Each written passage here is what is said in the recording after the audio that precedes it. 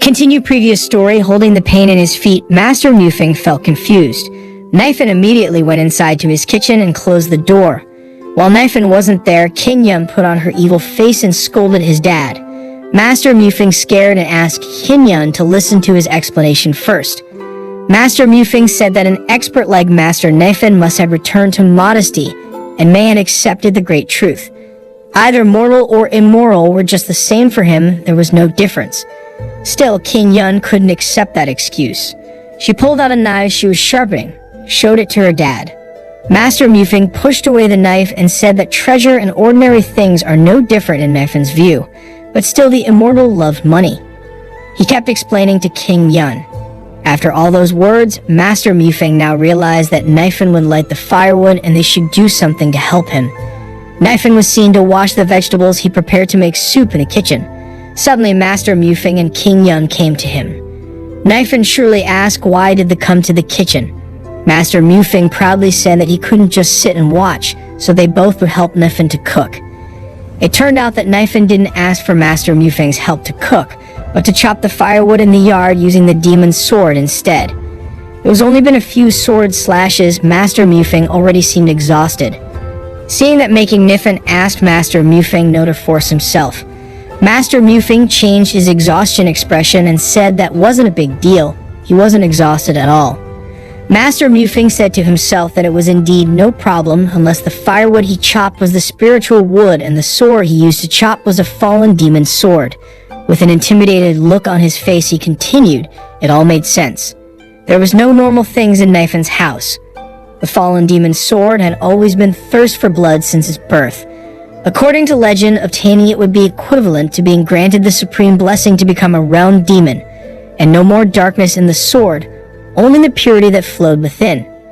Even though the firewood Master Mufing was currently chopping looked like the common wood, he would need an 80% power every time he chopped. The path of spiritual power in his body felt a powerful quake. He couldn't believe he now were the person who chopped spiritual wood. Master Mufing looked as if he was lifeless now. As Nifin was seeing this sight, he shouted in fear for Master Mufing to stop chopping the wood.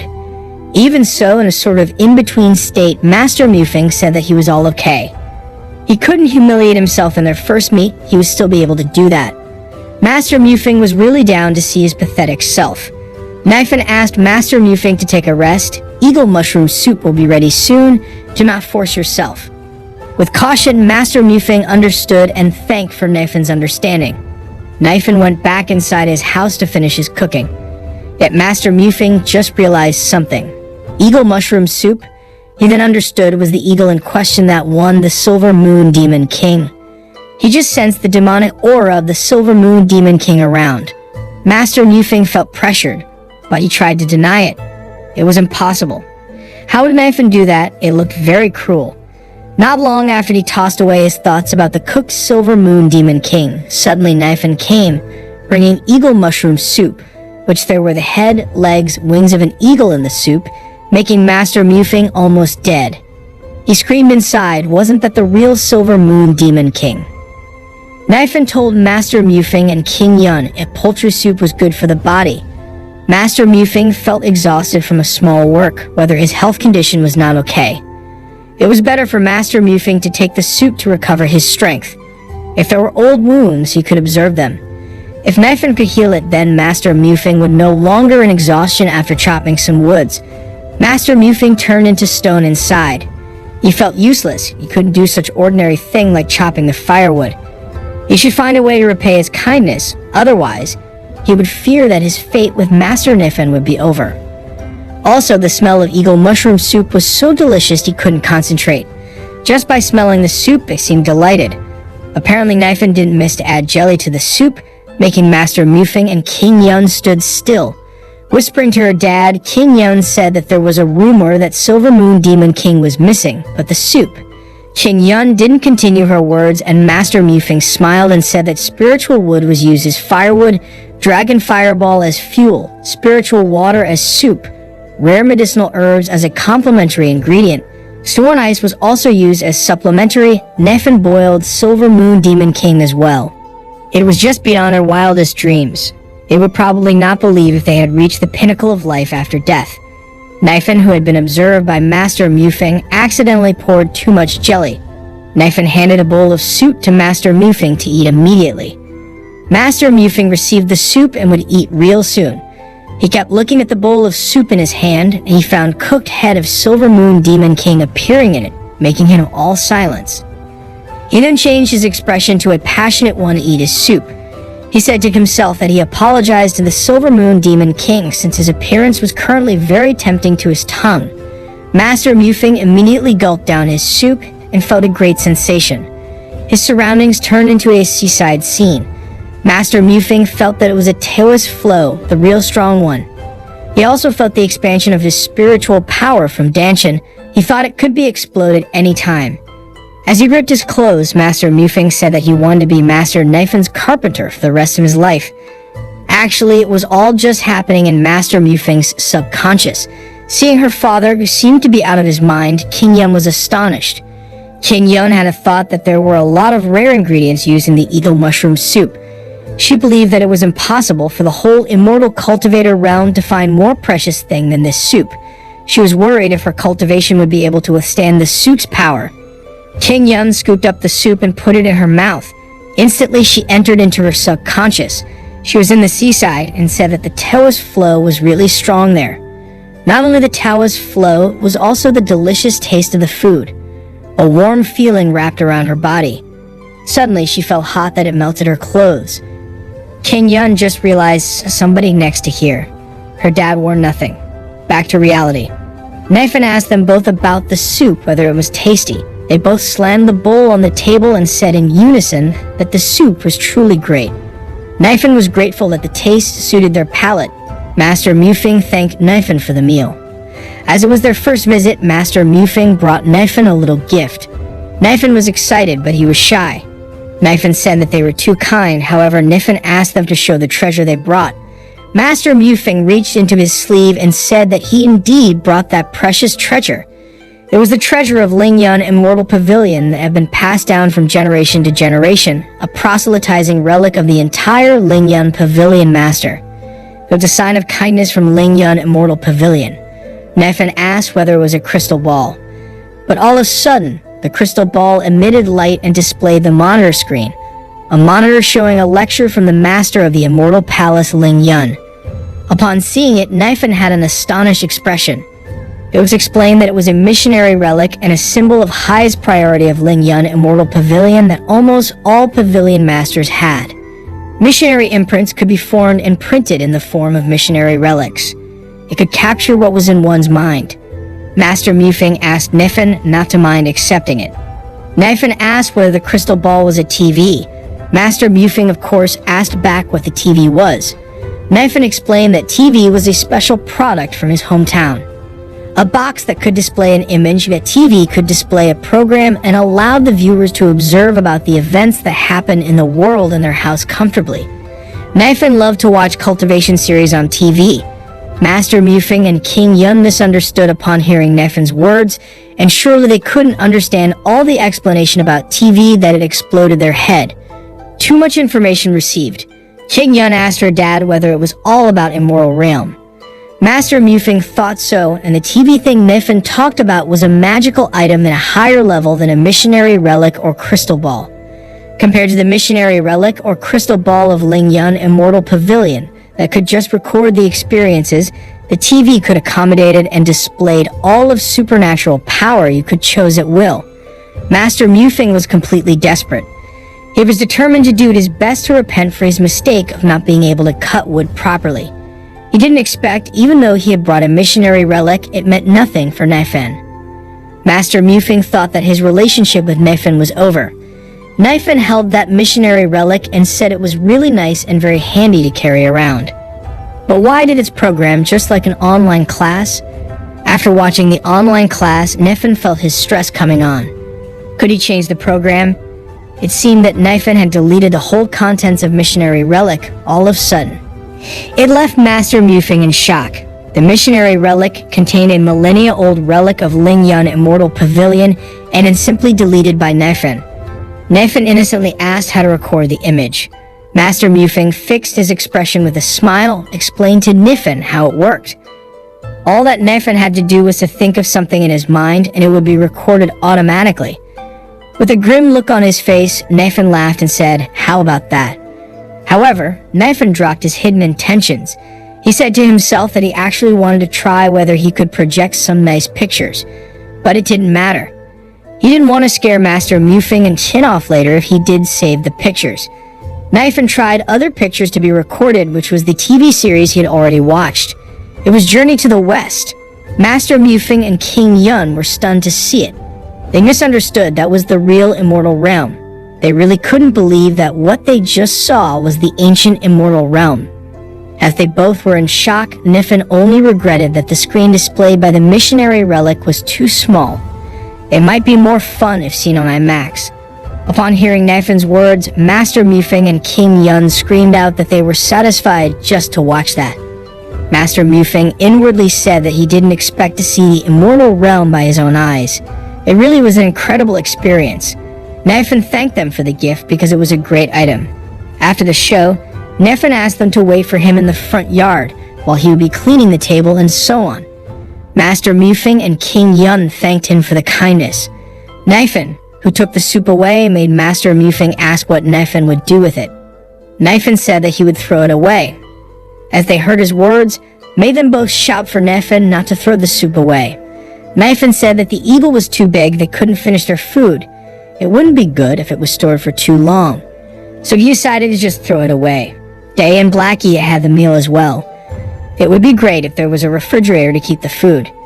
Master Mufing and King Yun were speechless when they saw what Nifin was doing, as they couldn't comprehend well due to it being too high. Master Mufing, with fear, stuttering, and trembling, called out to Nifin if Nifin allowed it. Could he pack the soup? He wanted to bring it home. Moving on to Ling Yun Immortal Palace. Master Mufing and King Yun had returned from Nifin's house to the cries of one of the elders. The elder was grateful because Master Mufing had returned. He had a report to talk to that was an advanced secret realm has emerged in the west. Master Mufing asked the noble elders not to panic and to talk slowly. Master Mufing also brought them a tasty food. Why didn't they talk while had some food? The noble elders shouted furiously. It wasn't the time for meal. Mount Dizumo had found the secret realm that had been seen by a lot of groups. If Master Mufing didn't go sooner, then he would be late. One of the elders explained to King Yun, who seemed to have no idea about the secret realm. The secret realm was a once-in-a-lifetime opportunity only for immortal cultivator with cultivation benefits. This took hundreds of years to unlock, and it wasn't usually discovered when before it was known. Nobody knew how it was made or opened. Everyone knew that there were not only opportunities for cultivation, but also rare treasures. Anyone who could take control of the secret realm would have a chance at it. The elder hadn't finished his explanation because the noble elder slapped him into silence. The noble elder had explained everything to Master Mufing as well and prepared some magic items as supplies. Then Master Mufing should leave immediately. But Master Mufing lightly said that he wouldn't go. The noble elder stunned as he heard Master Mufing's decision. What did he mean by not going? Master Mufing cheerfully said that he wouldn't leave even though there were good things in the secret realm. There were also dangers. The noble elder was even more clueless about his decision not to go. Once again, Master Mufing asked the noble elder not to panic. They should see the treasure he brought for them instead. Master Mufing showed them a rice box he brought. Master Mufing said that he met a great person who gave it to him. Seeing the rice box made the elders surprised. The box looked like a very perfect box-shaped craft. They could also sense key power within. When Master Mufing opened the box, he said even though the item Master Nifin made was incredible, however, he wanted them to look at the soup inside the box. Rather than the secret realm, the soup he brought could be considered as opportunity. Seeing the soup inside the box made the three elders gleaming. Plus, the ingredients used were all the rare ones. The three of them flabbergasted, too stunned to speak. In tears, the noble elder devoured the soup without sharing it with the other elders. Master Mufing was happy to see them eating the soup well. Both Master Mufing and King Yun decided to return to the residence. King Yun told her dad that if she wasn't mistaken, Master Nifin talked about the refrigerator. King Yun asked her dad what the refrigerator was. Master Mufing recalled, according to Master Nifin's words, presumably a refrigerator was something to keep food cool. Its presence was still unknown. However, it was an important thing for Master Nefin. He wasn't sure whether Master Nefin said that on purpose or he gave a hint. The elders who had devoured the soup shouted that the soup was better than the secret realm of Mount Izumo.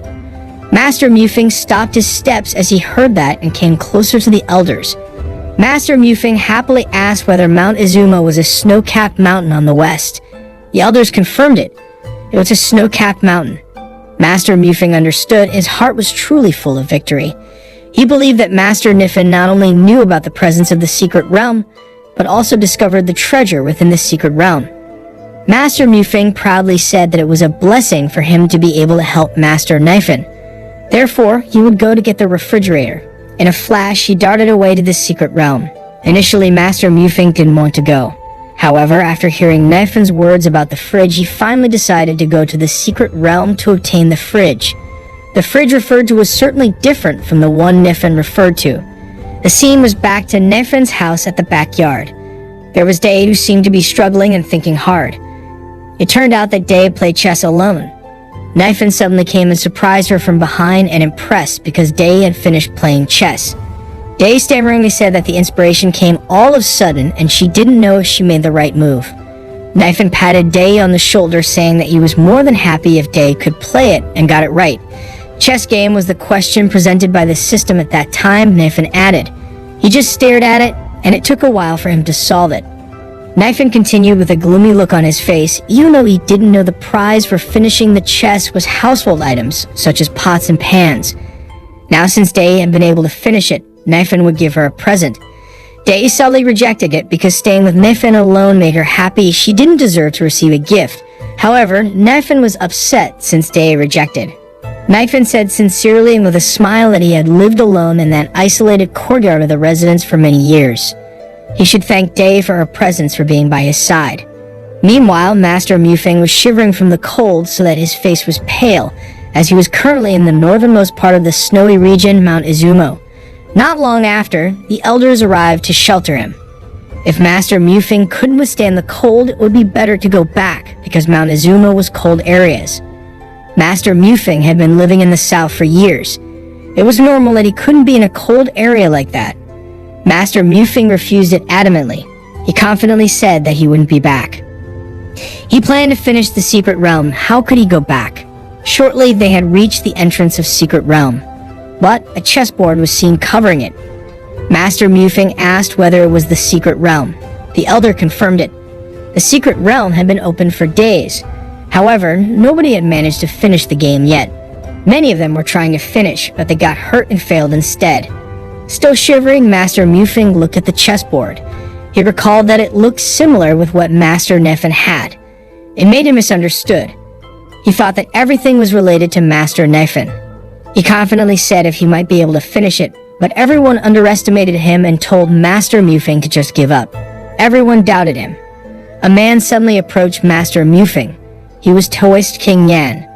The Taoist greeted Master Mufing, whom he had not seen for a long time. Taoist Yan said that he was the one who discovered the secret realm, but he couldn't resolve the puzzle of the chess up to now. Once the news was widespread in the hope that all the forces of people could solve it. In a few days, the secret realm would disappear without anyone being able to solve it. The game was too hard to resolve. Master Mufing couldn't possibly do it, therefore he didn't need to push himself. Master Mufing, who was getting colder and still shivering, interrupted, who was saying that he couldn't do it. But his words interjected by someone who shouted, saying that no one could finish that game. It was Taoist Tin, someone who seemed to be an expert in the chess game. Some young people didn't recognize Taoist Tin. The people explained that there was rumor saying that Taoist Tin had unrivaled talent in chess game. He reached the saber stage at the age of 40. Nobody knew when was the Taoist interested in playing chess. However, as a result, his cultivation did not increase, but was hindered. He isolated himself with the door closed for 400 years, just to play chess and not cultivate at all. But when it came to playing chess, he deserved to be considered number one. Taoist Tin approached the entrance that was blocked by the chessboard. He intended to solve it. He got prepared and tried to move the piece that indicated he was starting the game. Nothing happened for a while. Taoist Yan thought that the game had solved, but it was wrong. It turned out Taoist Tin failed his game and he played more pieces in anger. Again, there was nothing happened in a moment. However, since Taoist Tin made the wrong move, a chess counterattack hit Taoist Tin directly that he disappeared into space. Still shivering, Master Mufeng murmured that he had expected it. There was only a way to solve it. If they made the wrong first move, then next moves would also be wrong. Taoist Tin made a mistake in his first move. That was why he lost. Master Mufeng endured the cold to sneeze. Taoist Yan thought that it seemed Taoist Tin had lost, so there seemed to no hope anymore and no one could finish the game. Taoist Yan and the others turned around to get out of there and wouldn't bother with the secret realm anymore. However, the door of the secret realm was open all of a sudden, left everyone in shock. Master Mufeng, who was almost frozen, told them to go inside immediately. It might be warmer there. Master Mufeng and Taoist Yan entered the secret realm. Taoist Yan praised Master Mufeng, who was incredible. He hadn't met Master Mufeng for a year, but his skill to play chess had improved greatly. Master Mufeng said that it was nothing. Hearing that made Taoist Yan surprised, of course. Taoist Yan concluded apparently not only Master Mufeng's skill had improved a lot, but now he was also good at pretending. Taoist Yan asked Master Mufeng about where he found the good opportunity to learn. Master Mufeng was about to told him, but he dropped it.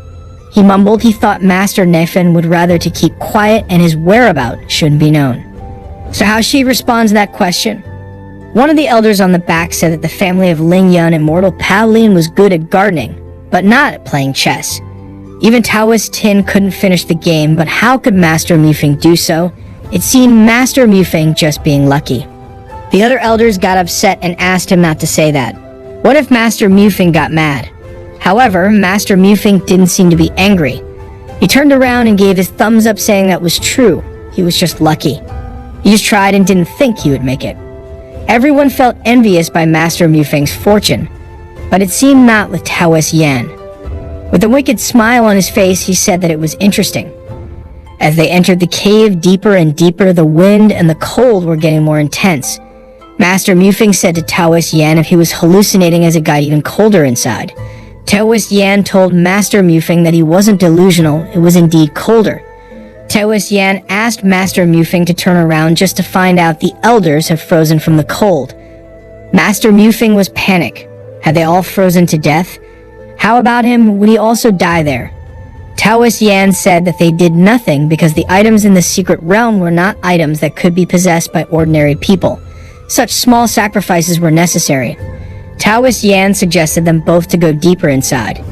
After a while they had arrived, they came to the end of the cave of the secret realm. Taoist Yan and Master Mufeng surprised to see something in front of them. Taoist Yan wondered what it was.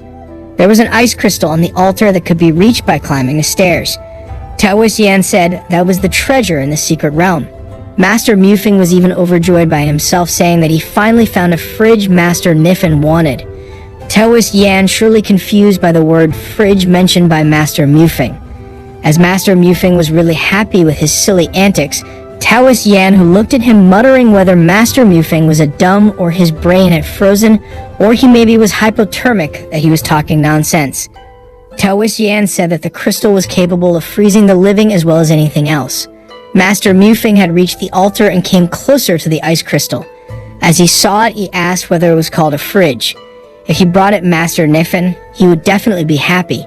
But suddenly, Taoist Yan was already behind him with murderous intent and preparing to attack. The assault had harmed someone. Moving on to King Yun. She had a bad feeling about her dad. Moving on to Nifin's residence at night. Nifin called out Day, who was preparing whether Day had all done. Day changed her clothes, which looked perfectly suitable on her. She asked Nifin if Nifin was about to take her to the town. Nifin casually confirmed. Day was a little anxious, saying she didn't know the rules in the city. She was worried that she would cause problems for Nifin. As he grabbed her hand, Nifin said to set it all aside and just enjoy since tonight was New Year's Eve. Back to the secret realm. Master Mufeng was seen lying on the ground. Apparently, Taoist Yan had attacked Master Mufeng. He mumbled it was not because of the Dragon Fire Fox remnant protector's inherited secret treasure. He would definitely be turned into an ice sculpture. He didn't expect Master Mufeng could endure it till the last. He had not finished his words. The secret realm was extremely difficult to reach since the ancient time and survival was challenging. There were also treasure hunters who competed for treasure and killed each other. So don't blame him for doing that to Master Mufing. Taoist Yan stretched out his hand and took the crystal. However, suddenly Taoist Yan instantly froze in place. Silence began to fall in the cave until a few moments later, Master Mufing woke up from his unconsciousness. He was confused whether someone had stabbed him in the back. He was lucky from having the Silver Moon Demon King soup that Master Nifin gave. He could feel the soup transforming into spiritual power that protected him from attack and cold. He happily assured himself everything was just as Master Nifin's thought. It was all in Master Nifin's vision. As Master Mufing looked into the crystal, he was surprised to see Taoist Yan already frozen. Master Mufing tried to wake Taoist Yan up. Unfortunately, Taoist Yan stood still. Master Mufing gave his last salute, saying Taoist Yan had accompanied him entering the cave. It would always be in his thought. Master Mufing pulled out the rice box given by Master Nifin from his supplies and put the crystal inside. He was truly happy beyond compare.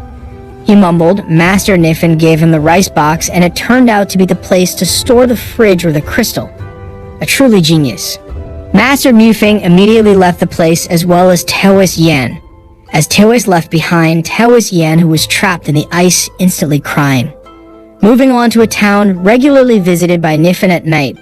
There were lots of lanterns decorating the streets and houses. Kids ran around with lanterns in their hands, which made them bump into the Nifin in front of them. It seemed the kids recognized Nifin and wished Nifin a happy new year. Nifin wished them back. Suddenly, the mother of those two kids came telling them to be careful and not bump into others. She was Aunt Zhang. Aunt Zhang realized there was Nifin. She said that it had been a while since she had seen Nifin, but she understood why. Nifin now had a girlfriend. Nifin blushed and asked Aunt Zhang not to misunderstand. They were just friends. Aunt Zhang kept teasing Nifin. She indeed knew they were just friends while being all chuckling and teasing. Day tried to explain to Aunt Zhang that she wasn't Nifin's girlfriend. She said aloud that she was just Master Nifin's pet. Hearing that made Aunt Zhang's thoughts more and more uncontrollable. Aunt Zhang blushed and said to herself that both of them were incredible. Kids nowadays are on another level. Nifin got panicked and yelled that Day made it even more complicated. Nifin gently hit Day's head and told Day not to say such things that made others misunderstood. Aunt Zhang called out Nanan to come because there was Nifin. Bringing a bucket of eggs, Nanan called Nifin. She smilingly said that Nifin had previously saved her, but she hadn't thanked him yet. Nanan handed over the egg basket to Nifin as an act of gratitude for saving her. Nifin thanked Nanan. Nanan was a good girl. Nanan also said that she would join Immortal Sect. She would learn to fight the monsters and protect everyone. Nifin seemed confused, but Aunt Zhang explained that since Nifin saved Nanan, Nanan was determined to learn about immortal cultivation. Nanan had prepared to be present where many sects would attend Lantern Festival to receive new disciples. Nifin praised Nanan. She was determined. Nifin told Nanan while patting her head, if Nanan had a cultivator to be the master, then he would give Nanan a big present. With sparkle in her eyes, she asked whether Nifin said the truth. Nifin confirmed and they made pinky promise.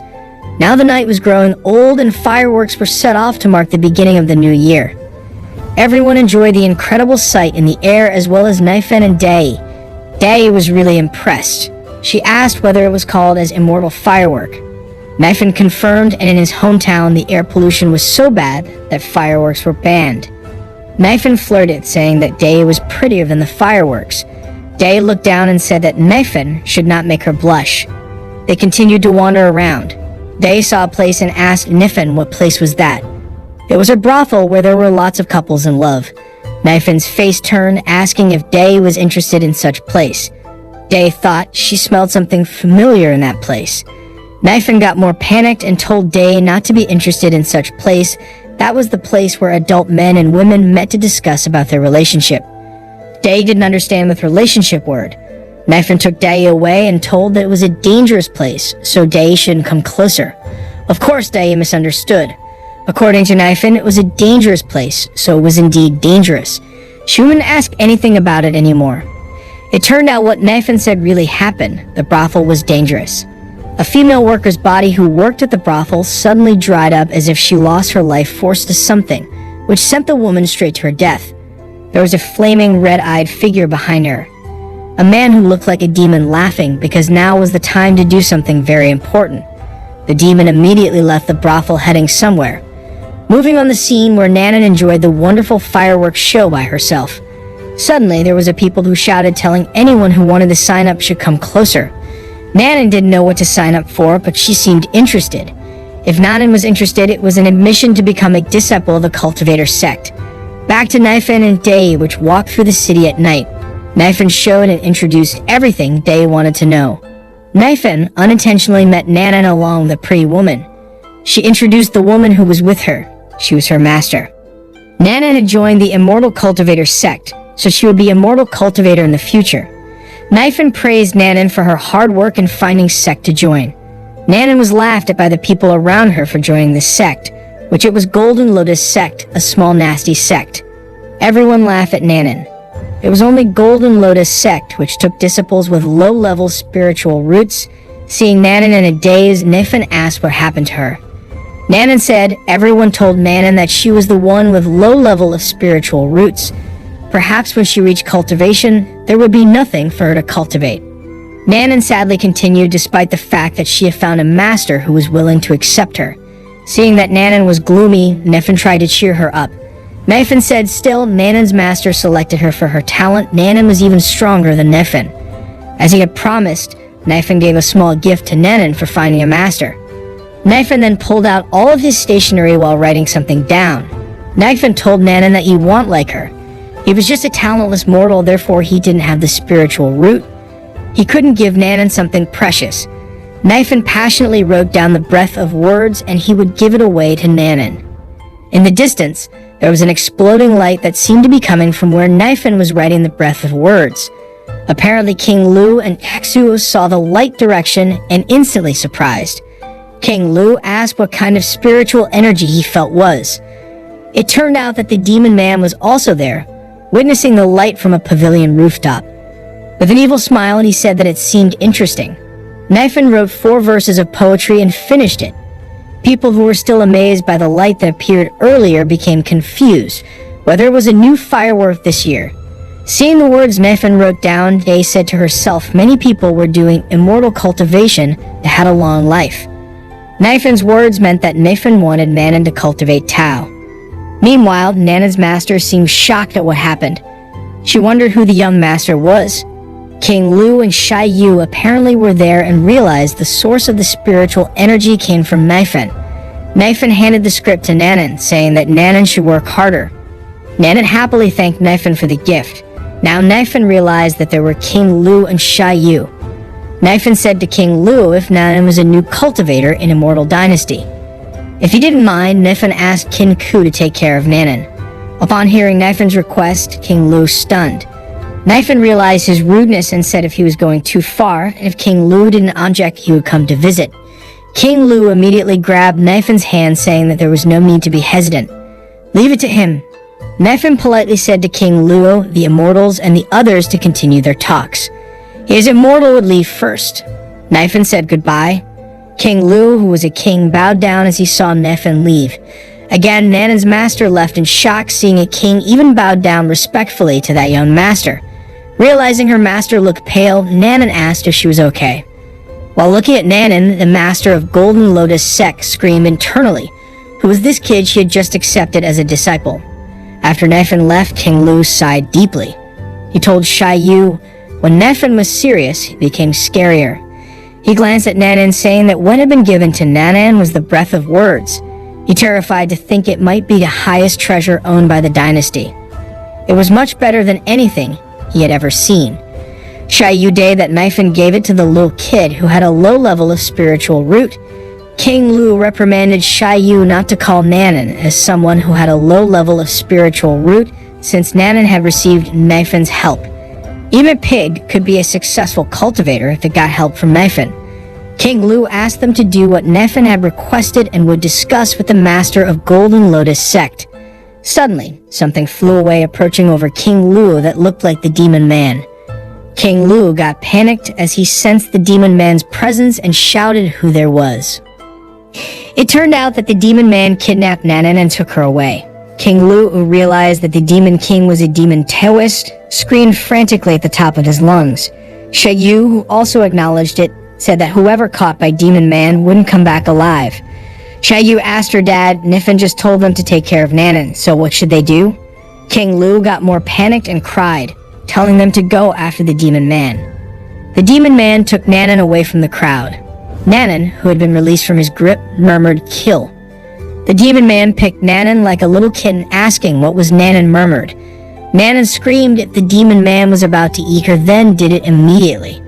However, the Demon Man said that Nanan misunderstood. His intention was to take the breath of words roll. If she didn't hand it to him, that he would kill Nanan. She said confidently to take her life anyway. Even if it was to cost her her life, she wouldn't let the breath of words go because Journey to the West had given her encouragement. Sun Wukong wouldn't surrender to the evil like the Demon Man. Surely the Demon Man didn't understand Nanan's words. Suddenly, there was an attack aimed at him. He managed to halt the attack, of course. He knew that it was King Lu, Yu, and his wife. King Lu elegantly came out of the flames, saying to the Demon Man that he didn't have any idea how his action could make the expert furious. The Demon Man replied, did King Lu mean that it was the young master who wrote those words? The young master was indeed special. The words he wrote contained big spiritual power. He must be an old monster who surpassed the god's test, and he utilized the looks of a pretty guy. He himself did the same. King Lu, who had run out of patience, immediately gearing up with his attack mode. He said that the Demon Man just like a toad in a well. King Lu jumped and started attacking the Demon Man with extraordinary power, but he was still able to dodge the attack. As King Lu was about to perform his powerful attack, Yu suddenly shouted to King Lu not to harm Nanan. The warning made him stop the attack. Thus, the Demon Man had a chance to counterattack King Lu. However, King Lu noticed the Demon Man's attack and immediately used Earth Dragon technique that hit directly half of the Demon Man's body. The Demon Man, who had already lost one arm, said that Qianling's Immortal Dynasty Earth Dragon technique was the enemy of all witchcraft. That seemed to be true. King Lu responded casually and cautiously. Since the Demon Man had known about it, then why did he still come to his region and make some troubles? The Demon Man smiled and then disappeared, saying, can King Lu guess? King Lu then realized something. Yu and his wife had been captured by the Demon Man. The tentacle-like thing wrapped around them both. They asked for King Lu's help. Taking out his sword, King Lu said he would save them. But King Lu's wife felt something overwhelming from the tentacles. King Lu had a nosebleed from the sight. His wife shouted in annoyance, why did King Lu still have time to think of such things at such a critical time? From behind Yu and King Lu's wife, there was the Demon Man who had transformed into his demonic perfect form, laughed. The demon said that King Lu was too reckless. How could he come unprepared? King Lu gave up Yu and King Lu's wife just for a kid who had a low level of spiritual root. But the demon was unbothered. He pulled out Nanan and was about to swallow her. King Lu shouted to the demon to stop his action, but unfortunately, Nanan was immediately swallowed by the demon. The demon said that he actually didn't want to swallow her, but it tasted good. The most fun thing was King Lu's panicked look.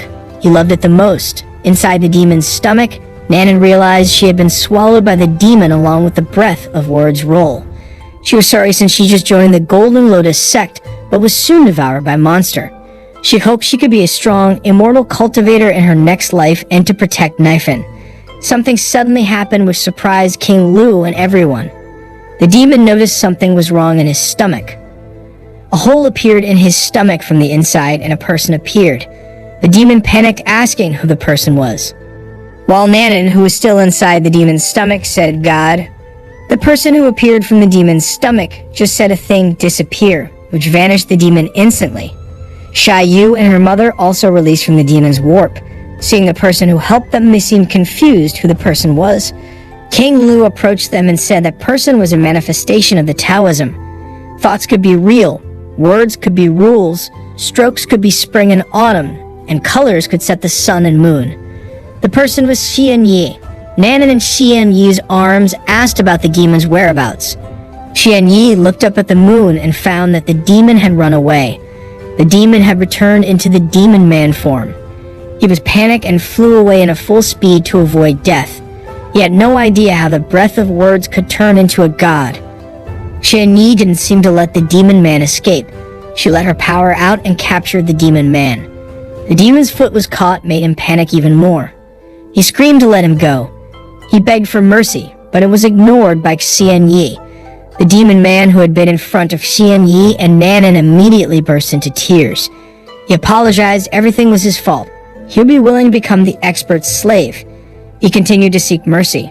Xianyi held the demon's head gently, but the demon man seemed misunderstood. He thought that Xianyi would grant him mercy, but it wasn't that easy. Xianyi directly crushed the demon man and formed it into a pill. King Lu, his wife, and Xiaoyu were shocked to death seeing the demon man disappear easily. Nanan, who saw the pill, looked at it with a disgusted expression. But Xianyi told Nanan not to be afraid. That pill was the Yuan Yang stage. With the help of God, Nanan could live a long life. Xianyi put the pill together on Nanan's body immediately. Nanan immediately fell asleep with that, and Xianyi again disappeared into the breath of words. Moving on to the Golden Lotus sect that was seen packing up their belongings. A woman who was with her asked, wouldn't they be waiting for the little sister they just recruited? Carrying her stuff, the Golden Lotus master said that the little girl was kidnapped by a demon. How would she come back? The woman said, didn't King Lu save that girl, so perhaps. She hadn't finished her words, the sect master interrupted her, saying, even so, would King Lu be able to protect the girl forever? With a gloomy face, the sect master said that the girl was targeted by the devil. If she returned and was targeted again, then the Golden Lotus sect would get involved. She actually just wanted to hire a servant to wash her feet. It didn't matter if the person was just a person with low-level spiritual roots. Rushed away, the sect master saying that who knew that the girl was carrying such a big load. The Golden Lotus sect wouldn't be able to bear it. Not even a step away, and King Lu, who was holding Nanan, asked the sect master to stop. Of course, she couldn't ignore the king's call. The sect master bowed down and greeted King Lu. With a slightly odd look, King Lu said whether the sect master would save herself as well. She didn't have to worry, he had brought Nanan back. With a pressured face, the sect master said that King Lu didn't need to save her. The low-level spiritual root didn't deserve it. As King Lu heard her words, he got mad and shouted, how could a sect master say that? Nanan was a girl who received special attention from the expert. Even though she was just a low-level spiritual root, but she was blessed by the deity. The demonic Yuan Yang essence was already fully mixed in Nanan's body. The sect master was in shock upon hearing that. King Lu added Nanan had an unlimited potentials in the future. King Lu then asked where the Golden Lotus sect was. The sect master shyly said that the Golden Lotus sect was just a small sect in the northern part of the Qianlong dynasty, a sect that nobody knew about. King Lu, with a face full of intimidation at the sect master, said to take good care of Nanan. Nothing should happen. If something happened, then King Lu didn't finish his words. The sect master felt pressured, drenched in cold sweat. She said to herself that King Lu was even scarier than a demon. King Lu then recalled there were some things that Nanan would be used to grow Kai in the future. King Lu gave away a pile of stuff that would definitely be useful for Nanan later. If it wasn't enough, then the sect master could send someone to take it from him. The sect master was getting more clueless. What was the true identity of the little girl? Again, King Lu asked the sect master if there were any more questions and anything she needed. With tears, the sect master promised that she would take good care of Nanan. The woman who was with the sect master was also in tears while holding the stuff given by King Lu. She said to herself the one they accepted wasn't a disciple, it was an ancestor. And so the sect master walked northward back to his sect. Moving on to Nathan, who was on the way back along with Day. It turned out that there were two monsters who were watching them. Two wolf demons were on a tree. They mumbled the woman's meat was very sweet, especially the one who was still young. The man who was with the woman seemed dumb. All he had was just a youthful face. One of the wolves asked Nifin and Day's purpose to be there on the forest at night. The other said that it was the common thing a man and a woman did when they were all alone in the forest. So when they both started to do their thing, it was their time to attack. Day seemed to realize something. Seeing Day anxious, Nifin asked whether something happened. Day said if there was a voice behind them. Nifin immediately pulled Day closer to him, saying his apologies for taking Day until the late night. He had too much fun. With a gentleman-like expression, Naifin said that even though he wasn't a strong man, he would protect Dae if something happened. Dae was impressed with Naifin's great act. As Naifin was by her side, Dae said they should return home soon. She was no longer afraid. While they were walking, Dae made a gesture using her hand. It turned out that she pulled out her technique and attacked the wolves to their death. Once they arrived at home, Dae asked Naifin whether Naifin had an order to her. Naifin smilingly said that there was none. It had been late night, it was better to their own rooms. Suddenly, Dae came closer to Naifin coincidentally and said, "Didn't Master Naifin feel tired after having fun all day? Did Naifin need her to serve him?" Naifin almost skipped a beat to hear Dae's smooth voice and to smell her fragrant scent. He quickly turned around and told Dae to go back to her room. Dae must be too tired and he didn't need to be served. Naifin immediately closed his room's door. In his room, Naifin drenched in cold sweat. He thought he nearly got out of control. Meanwhile, Dae astonished seeing her master. Then she would just go finish her other business. Moving on to the forest, the demons had gathered. A demon in the middle of the ring raised a flag and said that the Silver Moon Demon King had passed away and the Demon King election would begin shortly. It turned out the Seven-Tailed was also there. She looked scared. She cried too many demons were there, how to win against them. The Seven-Tailed decided to look from a little distance, not far from the fighting ring. Everyone chanted about the new Demon King.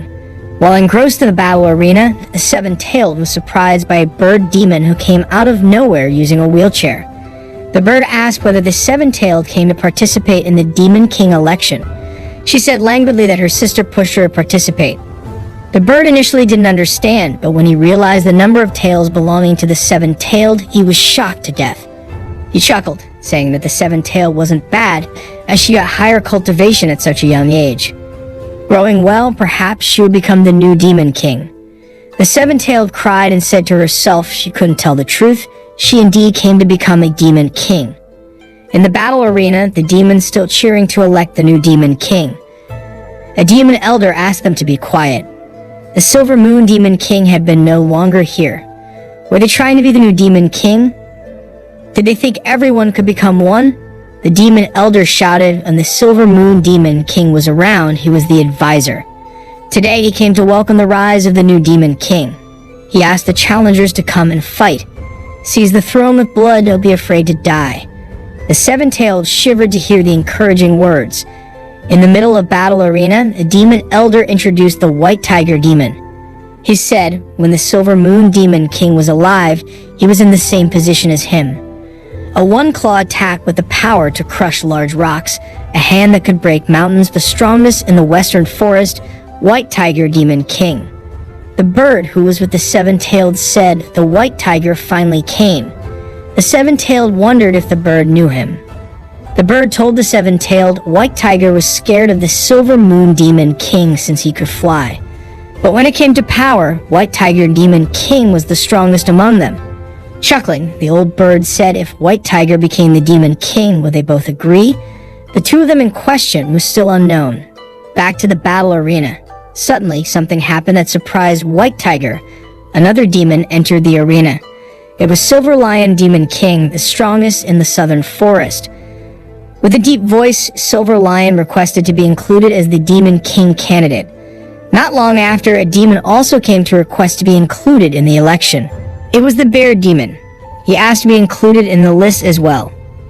Everyone seemed a bit surprised as they knew that he was the giant bear demon of the north.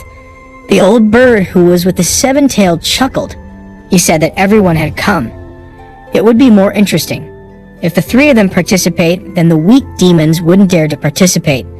The demon elder who was in the arena with the three Demon King candidates behind him asked if there was anyone who wanted to apply to become a Demon King. The three candidates' gazes were full of tension, so no one answered. But suddenly, their voice said that they wanted to sign up. It was the Seven-Tailed. The old bird surely surprised, since when was she there? Did she not want to live anymore? The three Demon King candidates were all filled with questions. The Seven-Tailed sighed deeply. While walking, she said to herself if she could win against those candidates. As she got into the arena, she assured herself, if her sister said she could, then she could surely do. Her sister was always right. She confidently said that the position of the Demon King would be hers. Of course, the other Demon Kings cheered for the Seven-Tailed, who confidently became a Demon King. The cheers made the Seven-Tailed's guts sink.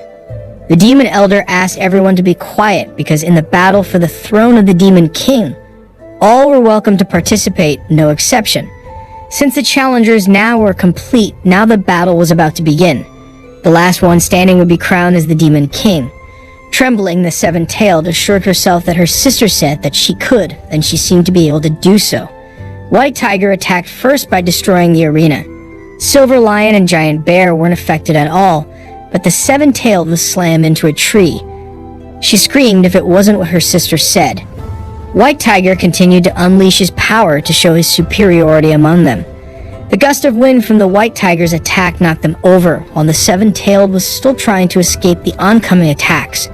The Seven-Tailed was suddenly interested in approaching White Tiger. She tearfully said to herself whether she was gonna die. All of a sudden, the jade necklace the Seven-Tailed was wearing activated. The old bird from the place where the fight took place saw a huge light occur. It was the fire phoenix that came out of the jade necklace the Seven-Tailed was wearing. The fire phoenix unleashed its power and wrecked White Tiger without a trace. Drenched in cold sweat, the old bird said that Phoenix's real soul came from the jade pendant. No wonder the Seven-Tailed signed up. Was it the reason she dared to do it? The Seven-Tailed realized that her sister gave her the jade pendant. It was the pendant Knifen gave to Day for successfully solving a chess game, and Day gave it to the Seven-Tailed. Realizing that made her big-headed. She boastfully said, who else would fight against her? Giant Bear and Silver Lion immediately shouted to the Seven-Tailed. It appeared that they would have to join forces to kill the Seven-Tailed. The demons there talk about the Seven-Tailed daring to use the human artifacts. Of course, the Demon Elder told the Seven-Tailed, even though he didn't know where the Seven-Tailed got the artifact, but the Seven-Tailed should know that she had to fight using her own power. If the Seven-Tailed used the human artifacts, then the demons wouldn't just leave it at that. Giant Bear immediately attacked the Seven-Tailed violently. Silver Lion also came to attack, knocking the Seven-Tailed over. The Seven-Tailed really couldn't do much. She hoped her sister would come to help. As the demons shouted at her and Giant Bear began to throw his punches and crushed the Seven-Tailed stepping stones, Giant Bear already felt victorious. The Seven-Tailed was too confident. Suddenly Day, who had rescued the Seven-Tailed, seen on the tree and said that they also shouldn't be overconfident. Seeing her sister came, the Seven-Tailed was really glad that she didn't die. The Demon Elder saw Day and thought that Day was a human and someone sent the Seven-Tailed to disrupt the Demon King election. The Demon Elder asked who Day was and her purpose. Day glanced over the Demon Elder and said the Demon Elder's eyes seemed to be troubled, gathering in the barren mountain with the presence of demons. Therefore, she was also a demon. Soon, Day transformed into her demonoid form, a human who had 9 tails and ears like a fox. Silver Lion shouted, hadn't the 9-tailed fox been captured by a cultivator of Lin Immortal Palace? With a piercing gaze, Day said that she gave them chance, retreat, or die. Silver Lion was provoked. He thought that Day, who had turned into a human, had no cultivation base. He attacked Day. Giant Bear tried to stop Silver Lion, but it was too late. Silver Lion approached and attacked Day. With a sweet smile, Day said that Silver Lion opted to death.